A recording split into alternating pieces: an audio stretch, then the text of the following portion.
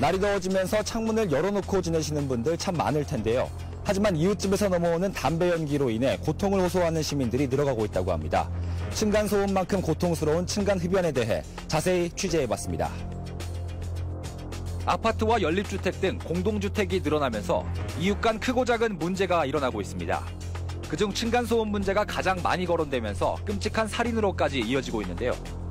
하지만 요즘 소음과 더불어 층간흡연에 대한 문제도 주변에 심심치 않게 찾아볼 수 있습니다.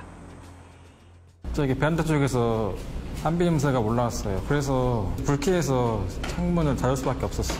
거실에서 쉬고 있었는데 이제 아래층 아저씨께서 베란다에서 담배를 피우셔가지고 간접 흡연을 한 적이 있어요.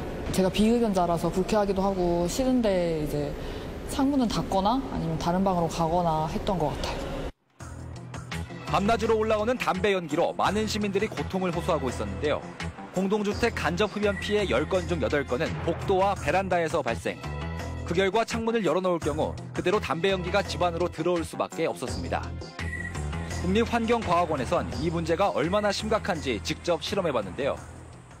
우리가 지금 법적으로 실내에서 관리하고 있는 미세먼지 농도는 150 마이크로그램 per 큐빅미터인데 그거의 한 10배 정도 되는 한 1,400 마이크로그램 per 큐빅미터로 굉장히 높은 농도로 미세먼지가 발생이 되고요.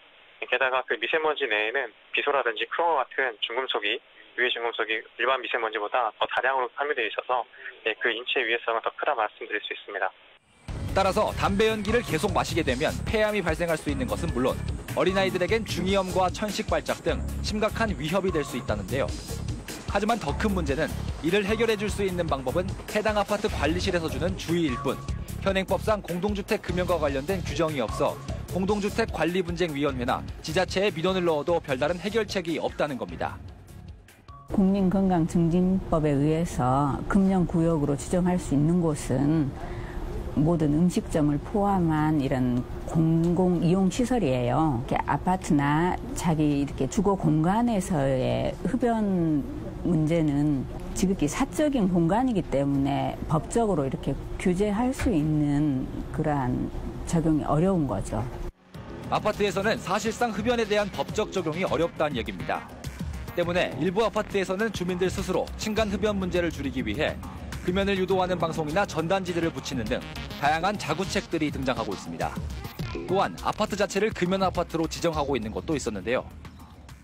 아파트는 법적인 금연구역이 아니기 때문에 주민들이 담배를 피워도 서로 눈치만 보고 조치를 할 수 없기 때문에 이번에 이런 기회에 우리가 법적인 구속력은 없지만은 금연 아파트로 한번 지정을 해서 운영해보면 어떻겠냐 해서. 하지만 금연 아파트도 지자체가 승인만 해줄 뿐 법적 효력이 없어 담배를 피우더라도 별다른 처벌이나 강제할 수 있는 방법이 없는 상황인데요. 문제가 점점 심각해지다 지난 2월 박인숙 의원이 낸 법안이 본회의를 통과해 오는 9월 금연구역 지정의 내용을 담은 국민건강증진법 시행을 앞두고 있습니다. 제9조 금연을 위한 조치에 공동주택을 금연구역으로 지정할 수 있는 항목을 추가한 것인데요. 공동주택의 거주 세대 중 2분의 1 이상이 금연구역으로 지정해 줄 것을 신청을 하면 그 구역을 금연구역으로 지정하고 금연구역임을 알리는 안내 표지를 설치해야 한다는 내용이 포함되어 있습니다. 이웃사촌이 아닌 이웃 원수가 되게 하는 층간흡연. 문제를 근본적으로 해결하기 위한 제도적 장치뿐만 아니라 이웃끼리의 배려도 필요할 것 같습니다. 지금까지 이슈인 뉴스였습니다.